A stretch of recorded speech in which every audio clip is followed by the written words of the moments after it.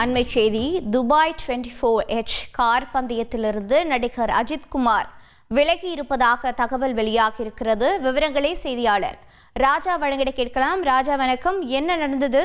மேலும் விவரங்கள் என்ன? துபாய் கார் ரேசிங்கில் நடிகர் அஜித் குமார் பங்கேற்பது அஜித் ரசிகர்கள் முதல் மகிழ்ச்சியை ஏற்படுத்தி இருந்தது. ஆனால் சமீபத்தில் அந்த கார் ரேசின் பயிற்சியின் போது நடிகர் அஜித் குமாரின் கார் விபத்துக்குள்ளானது பேரதிர்ச்சியை ஏற்படுத்தியது. ரசிகர்களுக்கு மட்டும் இல்லாமல் திரையுலகத்தினரும் பேரதிர்ச்சியில் அஜித்துக்கு என்ன ஆயிற்று என்ற கேள்வி எழுந்தது. பிறகு அவர்கள் மேலாளர் மூலம் அவருக்கு காயங்கள் எதுவும் இல்லை, இந்த விபத்திற்குள் ஒன்றும் அவருக்கு எந்த காயங்களும் இல்லை, அவர் நன்றாக இருக்கிறார், மீண்டும் பயிற்சியில் ஈடுபடுவார் என கூறப்பட்டிருந்தது. அந்த பயிற்சிகளுக்கான வீடியோகள்லாம் வெளியிடப்பட்டிருந்தது. இந்த 24H சீரீஸ் இன்றும் நாளையும் நடைபெற உள்ள நிலையில் இதற்கு காலை முதலே நடிகர் அஜித்குமார் வருகை தரும் பொழுது ஏராளமான அஜித் ரசிகர்களுக்கும் அந்த ரேசிங்கை காண வருகை தந்திருக்காரு. சுமார் அந்த நிகழ்வை காண 16,000 பேர் கூடுவார்கள்.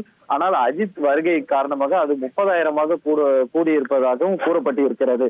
தற்போது ஒரு முக்கிய அறிவிப்பு வெளியாகி இருக்கிறது. நடிகர் அஜித் குமார் இந்த கார் பந்தயத்தில் பங்கேற்க போவதில்லை என ஒரு அறிக்கை அஜித் குமார் தரப்பில் வெளியிடப்பட்டு இருக்கிறது.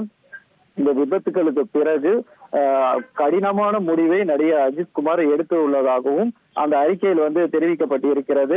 அவர் அந்த நிறுவன ஒரு ஓனராகவும் அதுல செயல்பட வேண்டி இருக்குது. பல்வேறு பொறுப்புகள் இருக்கும் காரணத்தினால் அவர் அந்த ரேசிங்கில் வாகனத்தை ஓட்டுவதிலிருந்து விலகி இருப்பதாக அந்த அறிக்கையில் தெரிவிக்கப்பட்டிருக்கிறது.